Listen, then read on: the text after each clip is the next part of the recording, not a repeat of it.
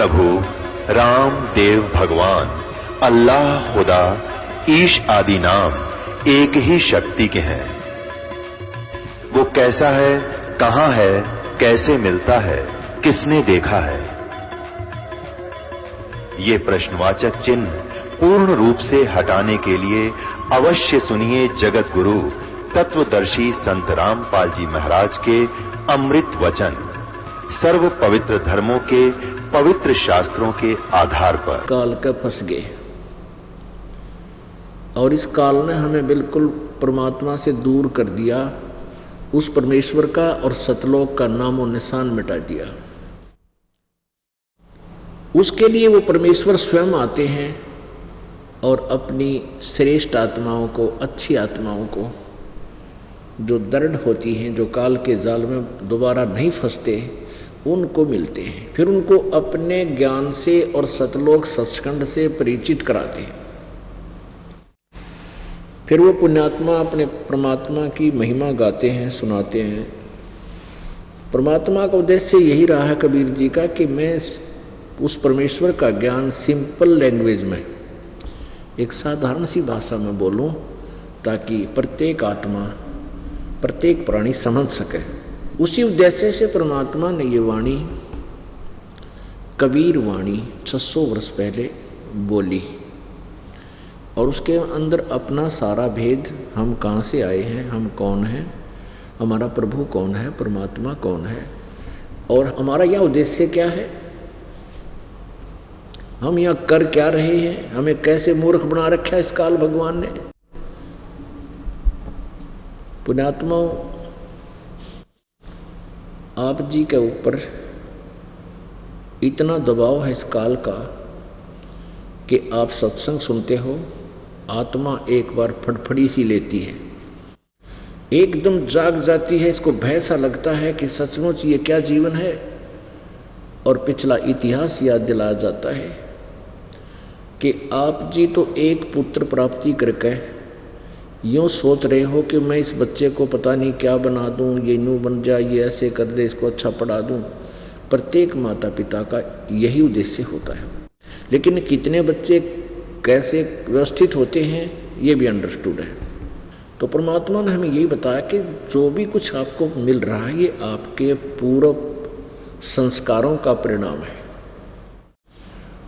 और वही मिलेगा चाहे कितना ही यत्न कर लो, कितना ही कुछ कर लो, उससे ज़्यादा आपको नहीं मिल पाएगा। हाँ, परमात्मा कबीर परमेश्वर की शरण में आने के उपरांत आप जी को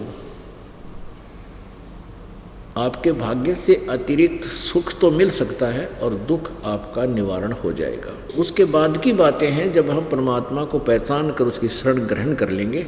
उससे पहले किसी को भी जो भी प्रारब्ध में लिखा है वही मिलेगा, चाहे कितनी यत्न कर लो, कितनी कोशिश कर लो और कितना ही कुछ आप तगड़मबाजी में डालो। तो परमात्मा हमें याद दिलाते हैं कि यहाँ तुम किस वस्तु को लेकर जीवित हो। परमेश्वर कबीर जी ने बताया है कि बिन उपदेश अचंभ है, बिन उपदेश अचंभ है, ये क्यों जीवित हैं प्राण, और भक्ति बिना का ठोड़ है, ये नर नाही पाषाण। ओए होए, कितनी गहरी बात कही है कि बिना परमात्मा के नाम के ये प्राणी जीवित भी किस आशा के ऊपर है।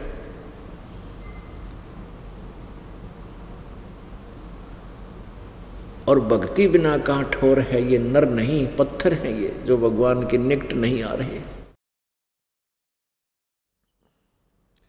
अगम निगम को खोज ले और बुद्धि विवेक विचारे, उदय अस्त का राज मिले है तो बिन नाम बेगारे। ओए होए होए, परमात्मा कितनी प्यारी बात कहते। पुण्यात्माओं, आप जी के ऊपर इतना नशा कर रखा है इस काल में, 3 इंजेक्शन लगा रखे हैं जन्म होते ही, और फिर रह कर फिर बौछार होती रहती है, रजगुण ब्रह्मा जी से, सतगुण विष्णु जी से, तमगुण शिव जी से। और हम इतना कुछ ज्ञान सुनकर भी थोड़ा सा एक बार अंगड़ाई सी लेती है ये आत्मा, और जो ही सत्संग बंद होता है उसके बाद फिर वही ये कर दूँ वो कर दूँ, चल भाग जल्दी, चलो वहाँ चलेंगे वो करेंगे, अन्ना जाने घर पहुँचन पावा कि ना पावा पर प्राणी। तो हमारी इतनी भूल डाल दी, इतना प्रेशर दे दिया इस प्राणी ने। तो परमात्मा फिर अपने जैक से इस प्रेशर को उठाता है, हमारी बुद्धि को क्या बताता है, अगम निगम को खोज ले बुद्धि विवेक विचारे, उदय अस्त का राज मिले है तो बिन नाम बेगारे। ओहो बेगार कहते हैं 3 लोक का राज जीव को जय कोई दे, और लाख बधाई के करे जय नहीं नाम तले। अपने आत्मा विचार करना, हम अपने जोड़ जुगाड़ में इस पेट के लिए, अपनी रोजी रोटी के लिए सारा जीवन बर्बाद कर देते हैं और हमारा गुजारा बनता नहीं, कुछ ना कुछ त्रुटि रह ही जाती है और मृत्यु ही हो जाती है। लेकिन हम जो सोच रहे होते हैं वो कंप्लीट नहीं होता और हो भी नहीं सकता, क्योंकि हम ऐसे स्थान पर रह रहे हैं जैसे सन 2000 के अंदर 26 जनवरी का वो दुखदायी दिन आज भी हृदय से हटता नहीं। भारतवर्ष अपना गणतंत्र दिवस मना रहा था और सुबह सुबह 8 बजे एक भूकंप आया गुजरात में। 3-3, 4-4 मंजिल के मकान बना रखे थे, कोठी जिसमें सारा जीवन खो दिया था बनाते बनाते। और वो भूकंप के अंदर वो पूरा शहर का शहर नीचे उथल पुथल हो गया, दब गए। उन्हीं महलों के अंदर, मकानों कोठियों के अंदर दब कर मर गए वो व्यक्ति जो सारा जीवन उन कोठियों बनाने पर लगे रहे। ओए होए भक्तात्माओं, ये सत्संग के जो वचन है परमात्मा की अमृतवाणी के, ये एंटीबायोटिक है। ये हमारे नशे को उतार देंगे, लेकिन हमने प्रॉपरली ट्रीटमेंट कराना पड़ेगा, लगातार यहाँ आना पड़ेगा। सत्संग से जाने के बाद तो वह संसारिक व्यक्ति ही आपको मिलते हैं। उसने एक कोठी बना ली, उसने कार ले ली, उसका लड़का नौकरी लग गया, उसके लड़के ने इतनी कमाई कर दी है, उसने ऐसा कर दिया, यानी वो इंजेक्शन आपके वहाँ जाते ही लगने शुरू हो जाते हैं। और यहाँ आकर के हम एंटीबायोटिक इंजेक्शन देते हैं आपको कि वो क्या बताते हैं, अगम निगम को खोज ले। भविष्य के बारे में जरा सा विचार करो और बुद्धि विवेक विचार, थोड़ा सा विचार कर गहराई से अपने दिमाग से सोचे। उदय अस्त का राज मिले तो बिन नाम बेगारे। ओहो, अब राजा कौन बनता है? जो पिछले जन्म का पुण्यकर्मी प्राणी होता है। ओहो, वो पिछले जन्मांतर के पुण्यों की गठड़ी बांधकर वो पूरा संग्रह किया हुआ था, वो राज्य पद प्राप्त करता है। और जो भक्ति नहीं कर रहा राजा, सत्य भक्ति, वो तो थोड़ी बहुत सभी करते हैं अपने जैसा जिसको ज्ञान है। जो सत्य भक्ति नहीं करता, मर्यादावत नहीं कर रहे, तो वो राजा क्या करता है, अपने पूर्व जन्म के पुण्यों को वो खर्च खा रहा है, बर्बाद कर रहा है। उसकी क्या दशा है, अंत समय उसके संग क्या बनेगा। जैसे पुराने समय की बात है, हम छोटे छोटे से थे तो उस समय क्या होता था कि ये 3 व्हीलर होया करते, पेट्रोल के बड़े बड़े, इन तेथन कहा करते हो सिंपल भाषा में। कोई गणेश कह दिया करता, ये 3 पहिया वाले बड़े वाले। तो उससे हमारे गांव से वहाँ लाखन माजरा 7-8 किलोमीटर पड़ता है, छोटा सा गांव, वहाँ मेन रोड आ जाती है जींद और रोहतक वाली। वहाँ से फिर हम रोहतक जाते थे। तो उस 3 व्हीलर वाला वहाँ से लाखन माजरा से गांव तक आता जाता था। तब एक चला था वो। एक दिन वो आया नहीं तो हम पैदल वहाँ पहुँचे 7-8 किलोमीटर। अगले दिन पता चला वो क्या बता रहा है कि कल मैं बेगार में फंस गया था। बेगार क्या होती है, पहले क्या करते थे, पुलिस वालों के पास ये जीप जाप ना हुआ करती सरकारी, ये किसी भी व्हीकल वाले न पकड़ लेते, कहीं रेड लगानी होती या कोई मुर्जिम पकड़ना होता तो उसने सारा दिन दाबे दाबे फिरते वहाँ चल वहाँ चल। और वो क्या करता, उसका पेट्रोल भी अपने ही जेब से डलवाता था पुलिस वालों के साथ जो बेगार कर रहा होता था।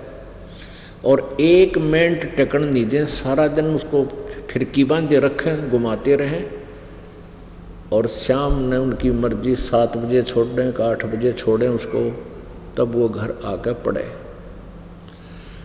तो उसने क्या बताया कि कल 200 रुपये का पेट्रोल तो जेब खर्च हो गया, और सारा दिन तो पहिया इधर से उधर, उधर चलो उधर चलो, सारी दिन बेगार करके आया हूँ। यानी 200 रुपये घर, उस समय 200 रुपये बहुत होते थे। 200 रुपये का पेट्रोल घर से खर्च दिया, और सारा दिन पहिया टिक्या नहीं, जैसे बहुत स्पीड से चल रहा है, बड़ी कमाई कर रहा होगा, यानी क्योंकि उनके पहिया कमाई माना करते थे होता। और अंत में घर पे गया जब 200 रुपये घर पे खर्च के गया, वह जेब खत्म करके गया। तो ऐसे ही वो राजा जो भक्ति नहीं करता, वो सारा दिन हमने ये दिखा है जैसे ये बहुत बड़ा इधर जा रहा है, ऊँ करती गाड़ियाँ पीछे चल रही सर, पता नहीं है हेलीकॉप्टर चल रहा है। यो तो बेगार करे है अपने 200 रुपये खर्च के, और मुंह लटका के घर ने जाएगा, यानी अपने पुण्य समाप्त बर्बाद करके ये खाली होकर जाएगा, बेगार कर रहा है। इस बेगार को आप समझ गए होगे, इस डेफिनेशन डिफाइन जो करती है। तो यहाँ परमात्मा कहते हैं अगम निगम को खोज ले बुद्धि विवेक विचार, और उदय अस्त का राज मिले तो बिन नाम बेगार। अपने पुण्यों को बर्बाद कर रहा है, और सारा दिन पंजा टेकता नहीं, नून भाग ले इधर भाग ले, 100 टेंशन उसके माइंड में रहती है, 100 टेंशन। दारू पी का पांडा छुटा हुआ रात में। और वर्तमान के तो बुरा हाल हो रहा है इन लोगों का, ये बेसिक मंत्री मुख्यमंत्री बने फिरते हो, प्रधानमंत्री, इनको एक पल की चैन नहीं है, शांति हो सके इस माया, जहाँ माया का समावेश है वहाँ तो आग लगी पड़ी है सबके प्राणी, सब प्राणियों। और बुद्धिमान राजाओं ने तो राज त्याग दिए थे शांति प्राप्ति और परमात्मा के पाने के लिए। लेकिन राज त्याग देने मात्र से भी प्रभु नहीं मिलते, उनके पाने का तरीका कुछ विशेष है। उसको हम अपने कर्तव्य कर्म करते हुए भी, अपने जो कर्म योगी होकर भी हम परमात्मा प्राप्ति कर सकते हैं। अब क्या बताना चाहते हैं प्रभु? 3 लोक का राज जीव को जय कोई देवे, 3 लोक का राज जीव को जय कोई दे, और लाख बधाई के करज नहीं नाम तेने। यदि कोई राज्य प्राप्त करता है अपने पुण्य से, और यदि उसके पास भक्ति मार्ग नहीं है, कहते हैं जो व्यर्थ है उसका जीवन। तो पुण्यात्माओं, आप बहुत ही पुण्यकर्मी प्राणी हो जो सत्संग में पहुंच गए। ये परमात्मा कबीर जी की रजा है, और उन पुण्यात्माओं पर होती है जो उसके अति प्रिय होते हैं। सकल पदार्थ हैं जग माही, पर भाग बिना नर पावे नाही। आपकी बहुत पुण्य है, आप नहीं जान सकते आपकी किस्मत को, क्योंकि लाल को स्वयं मालूम नहीं तेरी कितनी कीमत है, जौहरी बताया करे। ये दास जौहरी है, और आप जी की पिछले पुण्य कितने हैं ये आपको नहीं मालूम। लखबर सूरा जूझ ही लखबर सावत दे, लखबर यति जहान में जो कहते सतगुरु शरणा ले। न जाने कितने जन्मों से आप पुण्यकर्मी प्राणी रहे हो, प्रभु की शरण में रहे हो, साधनाएं की, फिर भूल भाल गए, बीच में छोड़ छाड़ गए वो कर, उन संस्कारों से आपको न जाने कितनी अच्छी अच्छी पद पोस्टें मिली हैं। इंद्र कुबेर ईश की पदवी ब्रह्मा वरुण दुर्मराया, विष्णुनाथ के लोक को जाकर फिर भी उल्टा आया। होय होय।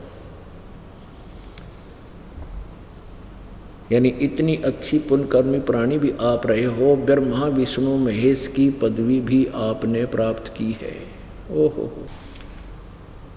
और आज फिर घसियारे हो गए हम, आज फिर एक एक पैसे को तरस रहे हैं, क्योंकि हम यहाँ पुण्य करते हैं, भक्ति करते हैं, स्वर्ग में बर्बाद कर देते हैं, राजा बन जाते हैं और देवता बन जाते हैं, और अपने पुण्यों को बर्बाद करके फिर भिखारी बन जाते हैं। इस चक्कर को परमात्मा ने आके हमें समझाया है। तो क्या बताते हैं, परमेश्वर ने आके आवाज लगाई, चारों युग में संत पुकारे, कूक कया हम हेल रे, हीरे माणिक मोती बरसे, ये जग चुभता डेल रे। परमात्मा परमेश्वर कबीर जी कहते हैं कि चारों युगों में मेरे द्वारा दिए गए ज्ञान को मेरी प्यारी आत्मा, उन श्रेष्ठ आत्माओं संतों ने भी आवाज़ लगाई, रुक के मारे, हेले दिए, और मैंने भी आवाज़ लगा लगा के जगह जगह खड़ा होकर के ऊंची आवाज़ में गा गा के तुम्हें ये ज्ञान दिया। लेकिन हमें ना पहचान कर तुम इस शास्त्र साधना रूपी डले ढो रहे हो, जिससे तुम्हारे साथ कितना कष्ट हुआ, कितना दुख हुआ।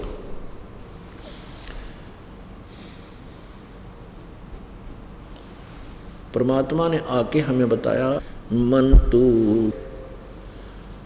चल रे सुख के सागर, जहाँ शब्द सिंधूरत नागर। मन तू चल रे सुख के सागर, जहाँ शब्द सिंधूरत नागर। चल रे सुख के सागर, सुख सागर, सागर तो आप समझते हो समुद्र। समंदर में आप जब जहाज में कोई बैठकर गया हो और चला जा 200 किलोमीटर समुद्र के बीच में, समुद्र में, तो वहाँ फिर कुछ दिखाई नहीं देता, केवल जल ही जल, जल ही जल, जल ही जल, या वो जहाज दिखाई देता है। तो वहाँ सतलोक के अंदर सुख ही सुख, सुख ही सुख, वहाँ दुख नाम की चीज़ नहीं, जहाँ हम रहते थे। और उस सुख को अब यहाँ ढूंढ रहे हम। आप जिस सतलोक में रहा करते थे सभी, ऐसा ही आपका शरीर था, लेकिन वो शरीर का मटेरियल दूसरा था। ये तो है 5 तत्वों से, मिट्टी से कच्चा घड़ा समझ लो, और वो सोने का बना हुआ हो, यानी उसमें ना बीपी आई हो, ना लो हो, ना जाड़ पड़वानी, ना दांत निकलवाने, ना किसी प्रकार की कैंसर, ना टेंशन। वो एक तत्व से बना हुआ नूरी शरीर होता है। वहाँ वृद्ध अवस्था नहीं आती, वहाँ मौत नहीं होती। ये 2 ही सबसे बड़े शत्रु हैं इस प्राणी के, मौत और बुढ़ापा।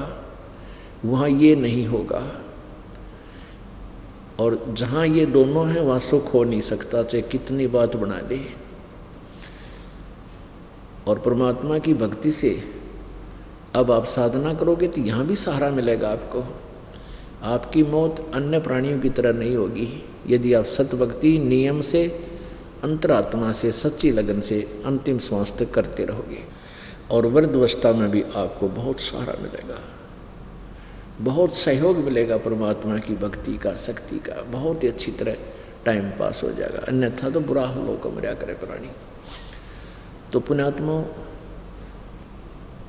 उस सतलोक में चलने के लिए परमात्मा हमें प्रेरित कर रहे हैं। आए अपने ज्ञान के द्वारा उन्होंने हमें बताया,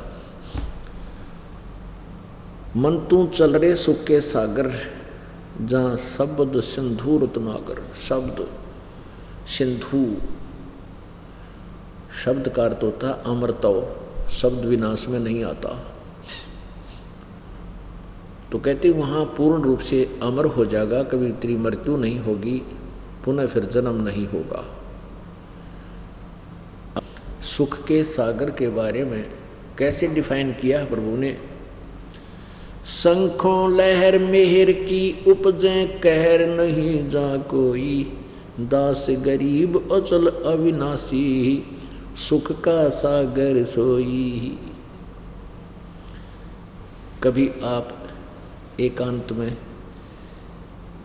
बिल्कुल शांत वातावरण में बैठे हो, अकेले हो, एक ऐसी हिलोर अंदर से उठती है, ना कोई शत्रु नजर आता है, ना किसी के साथ विरोध रहता है, सब अपने से महसूस होते हैं।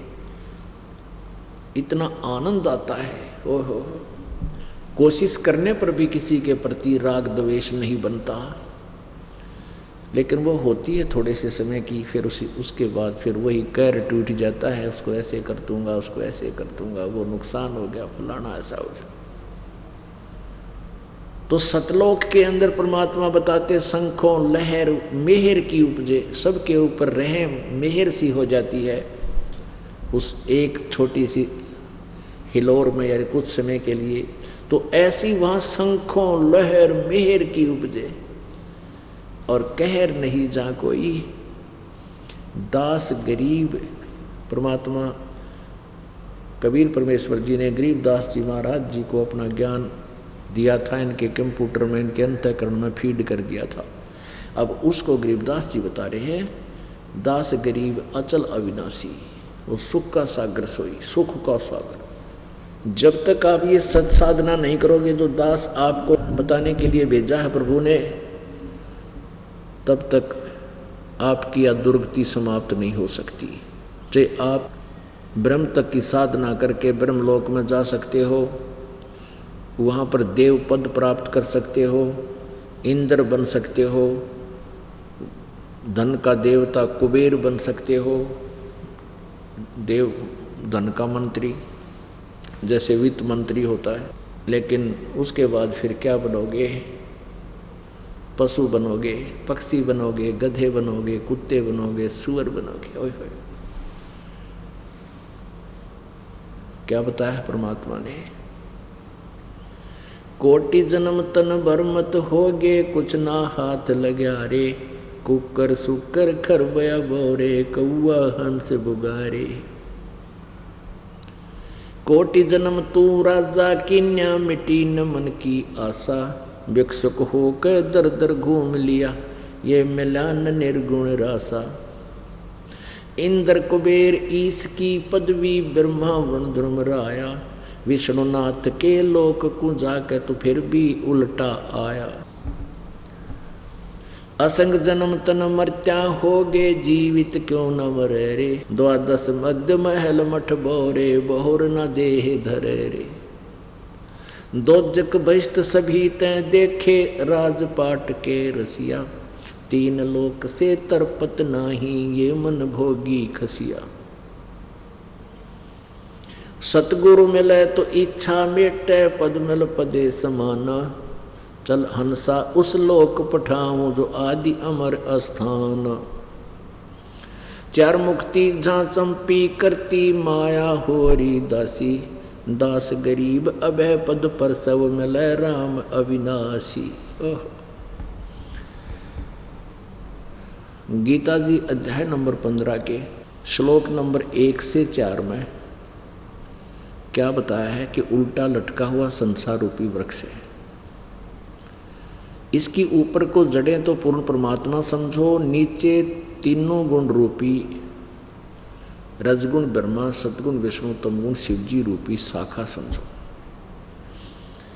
और बीच में तना और मोटी डार क्या है, कौन है, इसके विषय में गीता जी में ज्ञान नहीं है। उसके लिए गीता जी अध्याय नंबर 15 के श्लोक नंबर 1 में कहा है कि जो इस संसार रूपी वृक्ष के सभी पार्ट्स के विषय में, सभी विभागों को भिन्न भिन्न बतावेगा, स वेदवित, वो वेद के तात्पर्य को जानने वाला है, अर्थात वो तत्वदर्शी संत है। गीता जी अध्याय नंबर 4 के श्लोक नंबर 34 में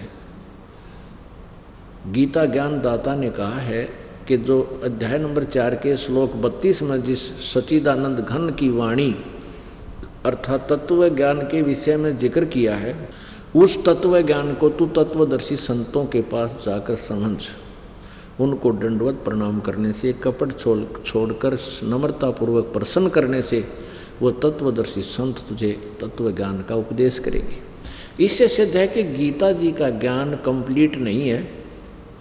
वो गीता ज्ञान दाता खुद कह रहा है कि उस पूर्ण परमात्मा की जानकारी, संसार रूपी उल्टे लटके संसार रूपी वृक्ष की सृष्टि रचना समझो, वो तत्वदर्शी संत से पूछो। और वो तत्वदर्शी संत होगा कैसा? 15वें अध्याय के प्रथम श्लोक में बताया है कि जो उल्टे लटके हुए संसार रूपी वृक्ष के सभी पार्ट्स ऑफ द बॉडी, उस ट्री के सब पार्ट्स को बता देगा, वृक्ष के सब विभागों को बताएगा, स वेदवित वो तत्वदर्शी संत है। तो परमात्मा 600 वर्ष पहले कबीर जी अपनी उस अमृत वाणी में, तत्व ज्ञान में, कबीर वाणी में बताया है, अक्षर पुरुष एक पेड़ है, निरंजन बाकी डार, और तीनों देवा शाखा है, भाई पाते रूप संसार। उस परमेश्वर ने स्वयं आकर अपने द्वारा रची हुई सृष्टि को बताया। क्या बताया कि अक्षर पुरुष एक पेड़ है, जो जमीन से बाहर नजर आता है उसको हम वृक्ष बोलते हैं, पेड़ बोलते हैं, और जड़ गुप्त होती हैं, हिडन होती हैं, वो जमीन के अंदर होती है। तो इस ऊपर का क्या बताया कि अक्षर पुरुष जो तना है वो तो समझो अक्षर पुरुष है, और उस तने के ऊपर जाके मोटी डार होती हैं, उनमें से एक मोटी डार समझो ज्योति निरंजन है, और उस डार के फिर 3 शाखा हों, रजगुण ब्रह्मा, सतगुण विष्णु, तम गुण शिव जी, ये तीनों देवता शाखा हैं, और फिर आगे पात रूप संसार। अक्षर पुरुष एक पेड़ है, निरंजन वाकी डार, निरंजन कहते हैं ब्रह्म को, ज्योति निरंजन काल को, और तीनों देवा शाखा हैं, ये पात रूप संसार। पुण्यात्माओं, हमारे अंदर अज्ञान का ढेर हो चुका है, और इसको हम असंख्य जन्मों से अपने अंदर समाते आ रहे हैं, और इस जन्म में भी कोई 20 वर्ष का, कोई 30 वर्ष का, कोई 50 वर्ष का, कोई 40 वर्ष का, कोई 60 वर्ष का, कोई 70 वर्ष का हो चुका है, और उस अज्ञान को ही हम अपने अंदर जमा कर रहे थे। उस अज्ञान को हटाने के लिए हमने रह कर ये प्रमाण परमात्मा के देखने पड़ेंगे, अन्यथा इस परमात्मा के बारे में जब आप परिचित हो जाओगे कि सचमुच कबीर इज गॉड, और जो ज्ञान ये दास बता रहा है वो परमात्मा का सीधा मार्ग है, तो फिर तो बात तक खत्म हो जाएगी। जैसे हम हिंदू धर्म में जन्म होने के कारण राम कृष्ण जी के बारे में जो भी कोई कहा करता, ये सर्वेश्वर हैं, महेश्वर हैं, इनका कोई माता पिता नहीं, ब्रह्मा विष्णु महेश जी की ये सर्वेश्वर हैं, ये सब कुछ यही रचने वाले, हम सब मान बैठे थे कि सचमुच ऐसा ही है। और इसके विपरीत हमें पता चला कि ये तो ब्रह्मा विष्णु महेश तो नासवान हैं, इनकी जन्म मृत्यु होती है, ये सर्वेश्वर नहीं है, इनकी पूजा से जीव को लाभ नहीं हो सकता, मोक्ष नहीं हो सकता। तो इस ज्ञान को सुनते ही एकदम धक्कदेसी होती है, क्योंकि हमने अज्ञान गणा सुन रखा है। और जब हम अपनी आंखों देखेंगे, अपने सदग्रंथों को पढ़ेंगे, तो एक बार तो पढ़कर भी विश्वास नहीं होता, हम इतने उल्टे ज्ञान में रंगे जा चुके। इसके लिए दास रह कर आपका रेग मार रहा है, जैसे पुराने पेंट ने उतारने के लिए ओरिजिनल पेंट तभी रुकेगा जब आपके खूब रेग मार कर, अर्थात रह कर ये सत्संग सुना कर, प्रमाण दिखा करके आपके हृदय में ये जचाया जाएगा कि अब हम जो करने जा रहे हैं वो सत्य है, वो सच्ची साधना, सीधा मार्ग है, तो तभी आप इस मार्ग पर रुक पाओगे, नहीं तो कोई भी भ्रमित कर देगा आपको। और जब तक हम डगमग रहेंगे हम मोक्ष भक्ति नहीं कर सकते।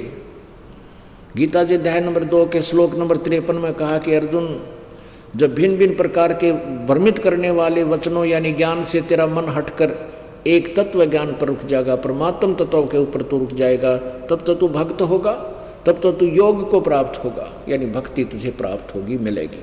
तो सबसे पहले ये दास चाहता है कि आपको भिन्न भिन्न प्रकार के जो भ्रमित करने वाले वचनों से हटा के एक परमात्मा के तत्व ज्ञान पर आपको दृढ़ करूं, उसके लिए प्रमाण दिखाए जाते हैं। परमेश्वर कबीर जी ने आकर के वो प्रमाण दिया कि वो तत्वदर्शी संत की भूमिका भी स्वयं ही कर गए थे, एक अच्छे दास की भूमिका भी उन्होंने की, एक अच्छे नागरिक की भूमिका भी उन्होंने की। हमें रहनी करनी, हमारे विचार कैसे हों, कितनी सहनशीलता हो, ये सभी उस परमेश्वर ने स्वयं ही एक भूमिका की, एक अभिनय करके हमें दिखाया। तो उस परमेश्वर ने ही 600 वर्ष पहले बताया, जो गीता जी के अध्याय नंबर 15 के श्लोक नंबर 1 में है कि जो उल्टा लटके हुए संसार रूपी वृक्ष के सभी पार्ट्स को बता देगा, वह वेदवित है, वो तत्वदर्शी संत है। तो वो भूमिका परमात्मा स्वयं ही कर गए थे 600 वर्ष पहले, और उस अपनी सच्चिदानंद घन की वाणी यानी सूक्ष्म वेद में लिख गए थे, जो आज दास आपको पढ़ कर सुना रहा है। अक्षर पुरुष एक पेड़ है, निरंजन वा की डार, और तीनों देवा शाखा हैं, ये पात रूप संसार। रजगुण ब्रह्मा, सतगुण विष्णु, तम गुण शिव जी, ये तीनों देवता शाखा है इस वृक्ष की। आप देखिएगा,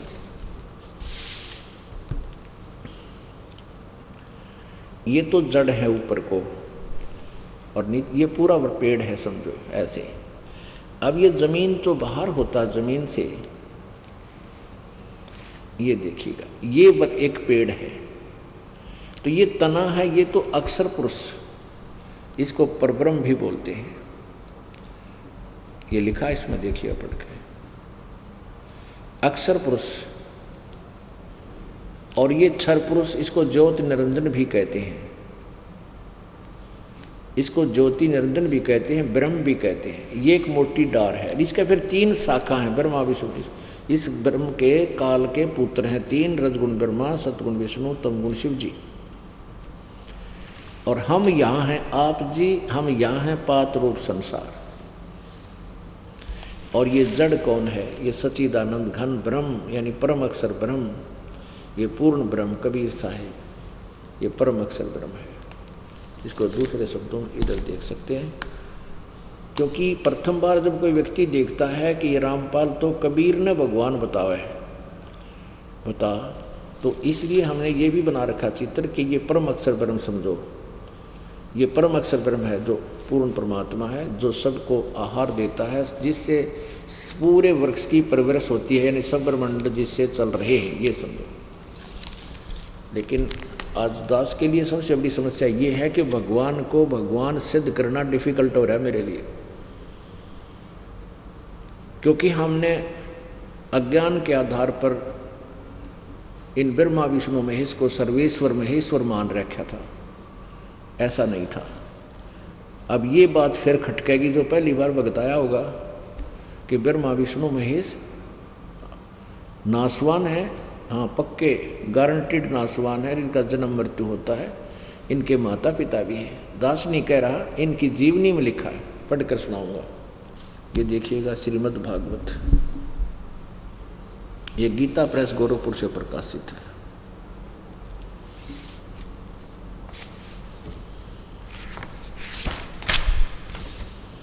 श्रीमद् देवी भागवत संपादक हनुमान प्रसाद पोदार, चिमनलाल गोस्वामी।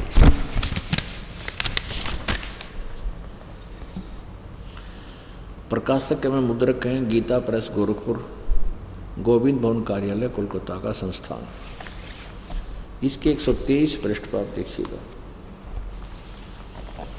सकंद तीसरा सकंद 123 पृष्ठ पे, यहीं पर देखिएगा।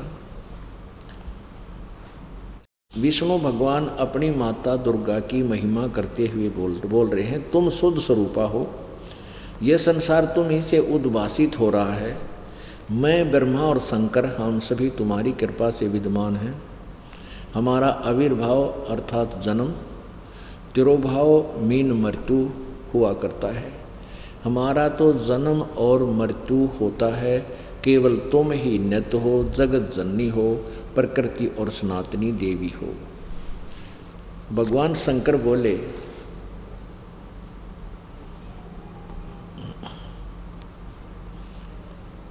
भगवान शंकर बोले देवी यदि महाभाग विष्णु तुम ही से उत्पन्न प्रकट हुए हैं, तो उनके बाद उत्पन्न होने वाले ब्रह्मा भी तुम्हारे ही बालक हुए। फिर मैं तमोगुणी लीला करने वाला शंकर क्या तुम्हारी संतान नहीं हुआ? अर्थात मुझे भी उत्पन्न करने वाली तुम ही हो। शिवे, संपूर्ण संसार की सृष्टि करने में तुम बड़ी चतुर हो। आगे देखना, इस संसार की सृष्टि, स्थिति और संहार में तुम्हारे गुण सदा समर्थ हैं। उन्हीं तीनों गुणों से उत्पन्न हम रजगुण ब्रह्मा, सतगुण विष्णु, तमगुण शिव जी शंकर, तीनों गुणों से उत्पन्न हम नियमानुसार कार्य में तत्पर रहते हैं। यहाँ स्वयं स्वीकार करते हैं कि तमोगुण लीला करने वाला मैं, तमोगुण यानी तमोगुण शंकर है और रजगुण ब्रह्मा, सतगुण विष्णु। अब इससे 4 कंसेप्ट क्लियर हो गए। एक थोड़े से लेखते कहते हैं बुद्धिमान को संकेत ही होता है, बहुत होता है। एक तो ये होगा कि ब्रह्मा विष्णु महेश नासवान है, अविनाशी नहीं है। दूसरा ये हो गया कि दुर्गा इनकी माता है। तीसरा ये हो गया कि रजगुण ब्रह्मा है, सतगुण विष्णु, तमगुण शिव जी। चौथा ये हो गया कि ये नियमित कार्य कर सकते हैं, ना किसी का घटा सकते, ना किसी का संस्कार बढ़ा सकते। जैसा कर्म जिसका है वो वैसा ही देते हैं। ये कुछ भी नहीं कर सकते, परिवर्तन नहीं कर सकते। अब ये प्रसंगी आसानी से समझ में आएगा आपके कि रजगुण ब्रह्मा है, सतगुण विष्णु, तमगुण शिव जी, और ये तीनों नासवान हैं। अब जो प्रसंग हमारा चल रहा है कि कोटि जन्म तन भरमत हो गए, कुछ ना हाथ लिया रे, तो उसी के ऊपर ये विवेचन चल रहा है कि ये रजगुण ब्रह्मा, सतगुण विष्णु, तमगुण शिव जी रूपी तो तीनों डार हैं। 15वें गीता जी अध्याय नंबर 15 के श्लोक नंबर 1 से 4 के विषय बताया जा रहा है। और गीता ज्ञानदाता कहता है कि जो तत्व ज्ञान है, वास्तविक सृष्टि रचना के विषय में, संसार रूपी वृक्ष के विषय में मैं परिचित नहीं हूँ। यहाँ विचार काल में या तेरे मेरे डिस्कशन में मैं क्लियरली नहीं बता सकता इस सृष्टि रचना को, ना तो संसार रूपी वृक्ष की जड़ों को मैं जानता, ना बीच के हिस्से को बता सकता। यानी उसके लिए तो ऑप्शन छोड़ दिया कि तत्वदर्शी संत ही बताओगा। 15वें अध्याय के प्रथम मंत्र में कि तत्वदर्शी संत वो होगा जो इसके सभी पार्ट्स को बता देगा। अब 15वें अध्याय के चौथे श्लोक में कहा कि जब तत्वदर्शी संत मिल जाए तो तत्व ज्ञान रूपी शस्त्र से इसको काट के, यानी सारी उलझी हुई गुत्थी को सुलझा के, उसके पश्चात उस परम पद परमेश्वर की खोज करनी चाहिए, जहाँ जाने के बाद ये प्राणी फिर लौटकर संसार में कभी नहीं आता। यानी पूर्ण रूप से मोक्ष प्राप्त हो जाता है। और जिस परमेश्वर से इस संसार रूपी वृक्ष की प्रवृत्ति विस्तार को प्राप्त हुई है। अब संसार रूपी वृक्ष की प्रवृत्ति का अर्थ क्या है कि जिसने सारे ब्रह्मांडों की रचना की है। और गीता ज्ञानदाता कहता है उसी की शरण मैं हूँ, और उसी का ऐसा विचार करके उसी परमात्मा की साधना कीजिए यदि तूने जन्म मृत्यु से छुटकारा पाना है। गीता जी अध्याय नंबर 2 के श्लोक नंबर 12 में, अध्याय नंबर 4 के श्लोक नंबर 5 और 9 में गीता ज्ञानदाता कहता अर्जुन तेरे मेरे बहुत जन्म हो चुके, तू नहीं जानता। अर्थात गीता ज्ञानदाता भी नासवान है और ब्रह्मा विष्णु महेश भी नासवान है। गीता ज्ञानदाता कौन है? ब्रह्म, जो ब्रह्मा विष्णु महेश का पिता है। गीता जी अध्याय नंबर 8 के श्लोक नंबर 1 में अर्जुन ने पूछा कि प्रभु आपने अध्याय नंबर 7 के श्लोक नंबर 29 में जिस तत्ब्रह्म के बारे में कहा है कि उसको जानकर पूरे अध्यात्म ज्ञान को समझकर प्राणी केवल यहाँ से जरा मन के मोक्ष के लिए ही, जरा और मरण, जरा माने बुढ़ापा, मरण माने मृत्यु के से छूटने का ही प्रयत्न करता है। तो वो किम तत्ब्रह्म 8वें अध्याय के प्रथम श्लोक में पूछा है गीता जी में। इसका उत्तर गीता ज्ञानदाता ने 8वें अध्याय के 3रे श्लोक में दिया कि वो परम अक्षर ब्रह्म है। अपने आत्माओं ये देखना ध्यान से, एक क्षर ब्रह्म जिसको बोलते क्षर ब्रह्म, क्षर मन नासवान, और अक्षर ब्रह्म कहते हैं जो अविनाशी परमात्मा हो। लेकिन परम अक्षर ब्रह्म उस अक्षर ब्रह्म से भी और कोई वास्तव में अविनाशी तीसरा प्रभु है। 3 परमात्मा विशेष रूप से हमारे इस कथा के अंदर आएंगे। अब इन 3 परमात्माओं का, 3 पुरुषों का, पुरुष कहो, प्रभु कहो और ब्रह्म कहो, इन 3 पुरुषों का, 3 परमात्माओं का विशेष विवेचन है गीता जी अध्याय नंबर 15 के श्लोक नंबर 16 और 17 में। ये देखिएगा,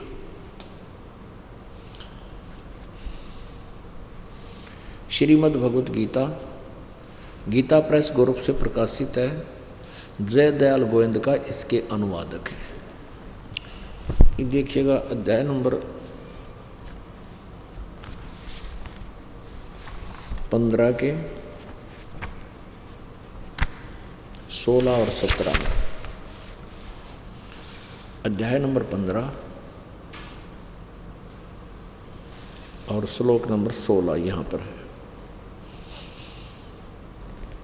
अब संस्कृत पढ़िए।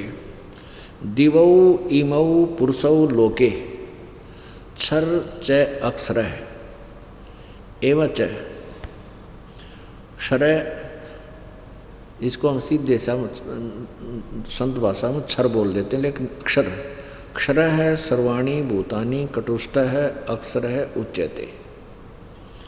इसका सीधा अर्थ है कि दिवौ इमौ पुरुषौ लोके,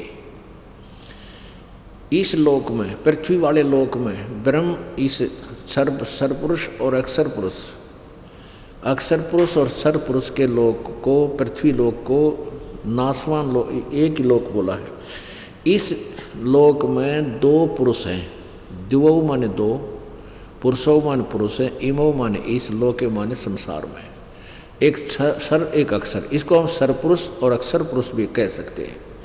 और इसी प्रकार इनके लोकों में सभी प्राणियों के स्थूल शरीर तो सर माने नासवान है और जीवात्मा अविनाशी है। इनके द्वारा अनुवाद यहाँ पढ़िए।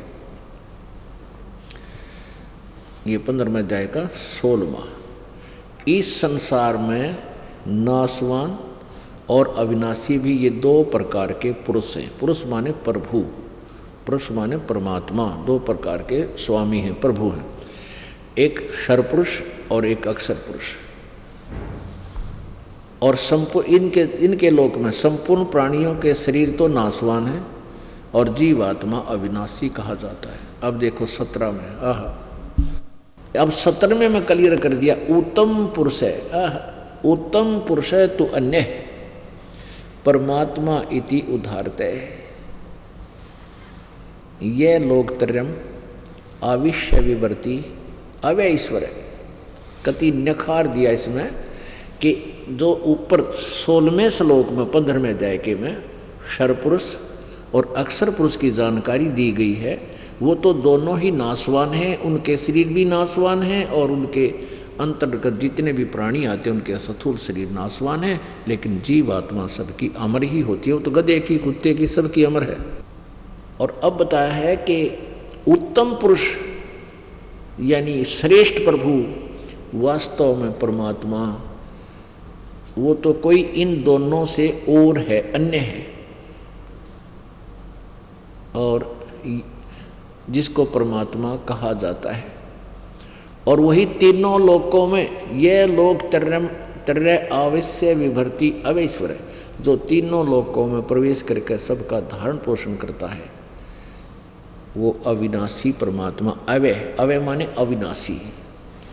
अपनात्मा जैसे जड़ से पूरे पेड़ को आहार मिलता है, तो ऐसे ही परमात्मा पूर्ण ब्रह्म सतपुरुष ऊपर है सतलोक में, और ये उल्टा लटका हुआ संसार है। तो सभी को, इस अक्षर पुरुष को भी और सर पुरुष यानी ब्रह्म को भी, ये सब सतलोक से ही सबको यहाँ आहार मिल रहा है, इनको शक्ति मिल रही है, ये अपना ये ढमढमा चला रहे हैं, ये जीवित है। जैसे जड़ से, मूल से पूरे पेड़ को आहार प्राप्त होता है, वो उसका धारण पोषण करने वाला मालिक है। तो इसमें क्या बताया कि जो तीनों लोकों में प्रवेश करके सबका धारण पोषण करता है, वो वास्तव में वो है अविनाशी परमात्मा, और वो ही परमात्मा कहलाने योग्य है, वही वास्तव में परमात्मा है। पुण्यात्माओं, ये बहुत बड़ी गहरी, बहुत ही जो है गूढ़ रहस्य है गीता जी में, और इसको प्रत्येक कंसेप्ट को क्लियर करना पड़ेगा। अब परमात्मा क्यों कहा ये, कि उसको परमात्मा कहा जाता है। परमात्मा का अर्थ होता श्रेष्ठ आत्मा, उत्तम पुरुष। अब जैसे आप यहाँ देखते हो, ये क्षर पुरुष का राज्य है 21 ब्रह्मांड का, क्षर पुरुष काल का, ज्योति निरंजन का, और आप और हम इसमें रह रहे हैं। तो इसमें हमें कैसे नजर आ रहा है, जैसे कितनी अच्छी पृथ्वी है, कितनी अच्छी सुंदर हवा चल रही है, नीचे पृथ्वी में मीठा जल दे रखा भगवान ने, और काजू किस्मत सेब संतरे गेहूँ चने बाजरा जवार हैं, मकई और पता नहीं कितने फल फ्रूट, और ये कितना अच्छा दे रखा हमारे को। सूर्य उदय होता, अस्त हो रहा है, चंद्रमा, तारे सितारे सब ब्रह्मांड कितना सजा रखा, साजबाज जोड़ रखा। तो इस व्यवस्था से हम देखते हैं कि भगवान कितना दयालु है, हमारे लिए सारी व्यवस्था कर रखी है। जमीन में जल है, गर्मियों में ठंडा, सर्दियों में गर्म निकलता है, और कितने अच्छे स्वादिष्ट फल, काजू किस्म, सेब, संतरे हैं हमें दे रखे हैं। कितनी सुंदर हवा चलती है, समय पर वर्षा हो जाती है। तो हम ये सोचते हैं भगवान न पड़ा है तो भाई कमाल कर दिया, बड़ा दयालु भगवान है। और फिर देखते हैं किसी का बेटा मर गया, किसी की बेटी मर गई, किसी के दो पे एक परिवार में 3 आदमी मर जाते हैं। तो फिर हमारी बुद्धि काम करना बंद कर जाती है कि भाई यूँ क्या हुआ, क्योंकि ये भगवान को नहीं, यो दिख है भगवान जैसा है। इसका फर्स्ट इंप्रेशन तो ऐसा है जानो परमात्मा, पर यू वास्तव में काल है, ये सबका विनाश करता है, सबको खाता है।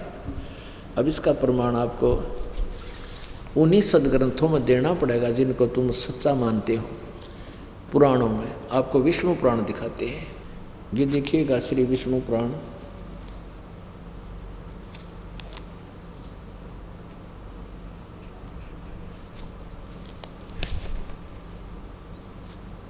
ये देखिएगा श्री विष्णु पुराण।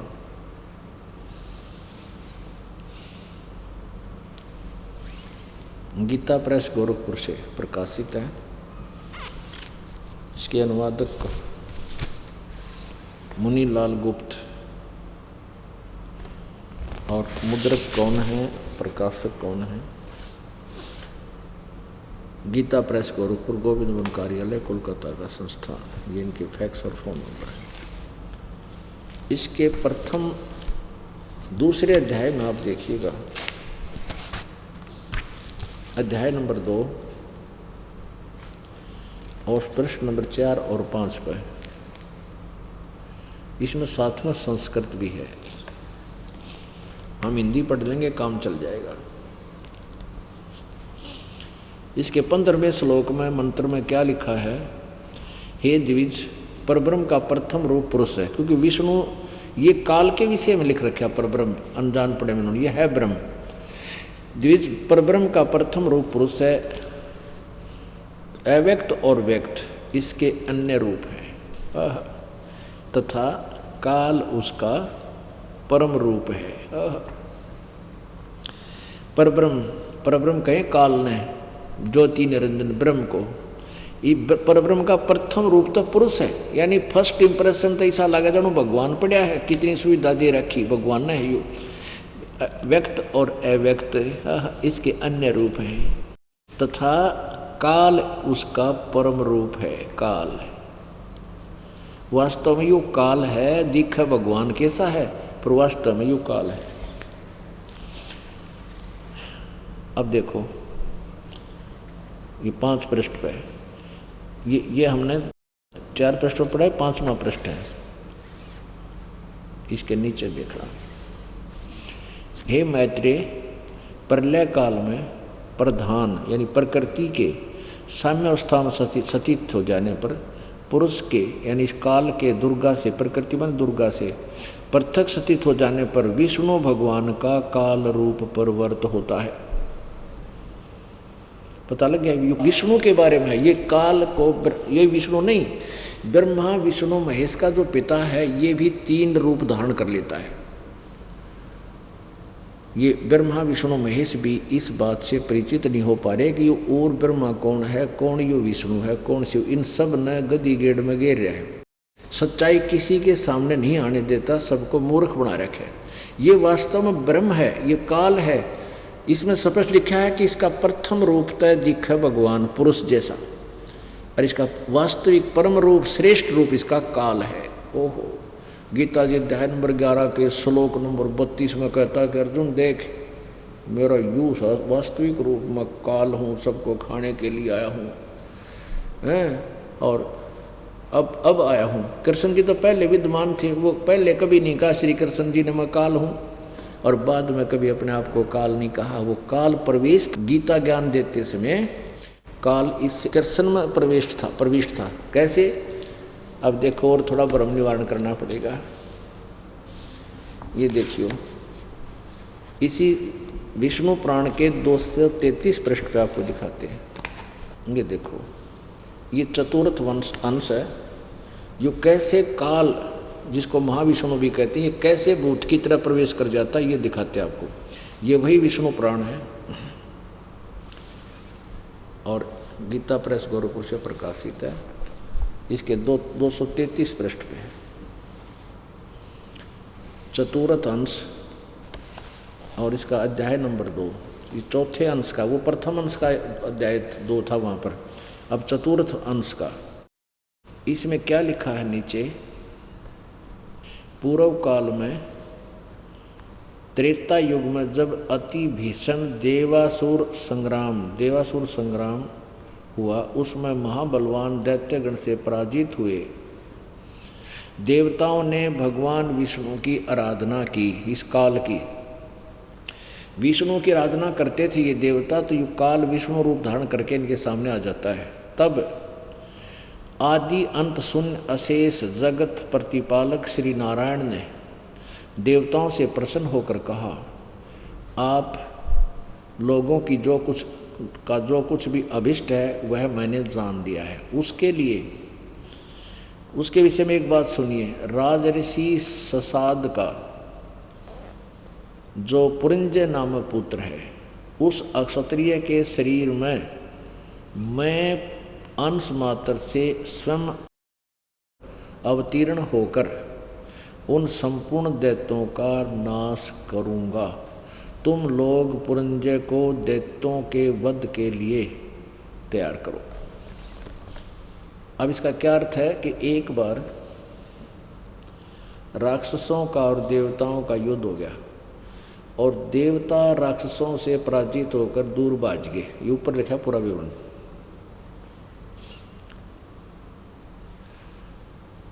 ये दूर भाग गए, तो वहां बैठकर इन्होंने विष्णु जी की आराधना की।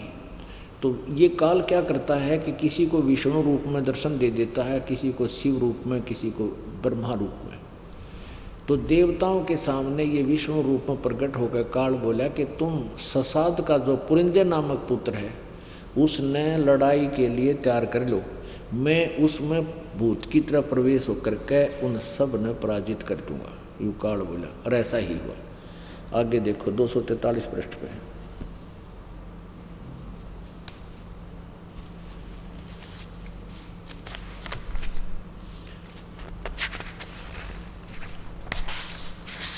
दो 42-43 पृष्ठ 42 पे ये चतुर्थ अंश है और इसका अध्याय नंबर 3 है, तीसरा अध्याय। पूर्व काल में रसातल में मोनेय नामक 6 करोड़ गंधर्व रहते थे। उन्होंने समस्त नागकुल के प्रधान रतन और अधिकार छीन लिए थे। गंधर्व के पराक्रम से अपमानित उन नागेश्वरों द्वारा स्तुतित किए जाने पर उसके श्रवण करने से जिनकी विकसित कल्प सदृश आँखें खुल गई हैं, निद्रा के अंत में जागे हुए उन जल स्यायी भगवान सर्वदेवेश्वर को प्रणाम कर उनसे नागगणों ने कहा, भगवान, इन गंधर्वों से उत्पन्न हुए हमारा भय किस प्रकार शांत होगा। तब आदि अनंत रहित भगवान पुरुषोत्तम ने, युकाल ने पुरुषोत्तम का मान रहे हैं ये ब्रह्म ने, युवानसव के पुत्र मानधाता का जो पुरुकुत्स नामक पुत्र है, उसमें प्रविष्ट होकर उसमें भूत की तरह बढ़के अब क्या बताता है। तब उस अनंत रहित पुरुषोत्तम भगवान यानी काल ने कहा कि युवानसव के पुत्र मानधाता का जो पुरुकुत्स नामक पुत्र है, उसमें प्रविष्ट होकर मैं भूत की तरह बढ़कर उन संपूर्ण दुष्ट गंधर्वों का नाश कर दूंगा। अपनात्मा आप जी ने भी इन कोड वर्डों को समझ कर इस तत्व ज्ञान को पकड़ना होगा, ग्रहण करना होगा। ये काल ऐसे जुल्म करे है, श्री कृष्ण में प्रवेश कर गया। कृष्ण जी ने मेरा भी कोई ना, श्री कृष्ण जी खुद कहता है महाभारत के दूसरे भाग, द्वितीय भाग में कि मन मुझे नहीं मालूम गीता जी में क्या बोला था, वो काल बोल गया। तो ये क्या कहता है कि अर्जुन में बढ़ा हुआ काल हूँ और सबको खाने के लिए आया हूँ। अब श्री कृष्ण जी ने पहले अपने आप को कभी काल नहीं कहा, और महाभारत के बाद कदे काल नहीं कहा, युद्ध होने के बाद। तो ये काल जो है, अब ये कहते हैं ना प्रथम रूप तो इसका भगवान जैसा दिखे और वास्तविक रूप इसका काल है।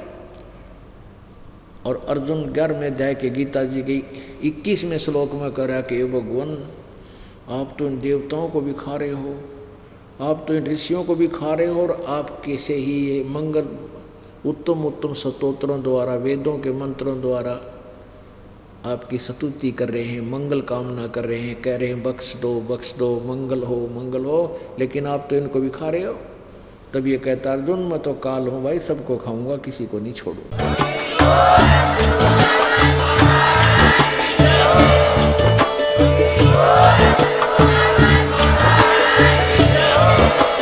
आप सुन रहे थे जगत गुरु तत्वदर्शी संत रामपाल जी महाराज जी के मंगल प्रवचन। अधिक जानकारी के लिए विजिट कीजिए हमारी वेबसाइट www.jagatgururampalji.org। संत रामपाल जी महाराज जी के शुभ आशीर्वाद से पूरे विश्व भर में 500 से भी ज्यादा नाम दीक्षा केंद्र हैं, जिन पर संत रामपाल जी महाराज जी द्वारा ऑनलाइन निशुल्क नाम दीक्षा दी जा रही है। अपने नजदीकी नाम दीक्षा केंद्र का पता करने के लिए संपर्क करें 8222880541।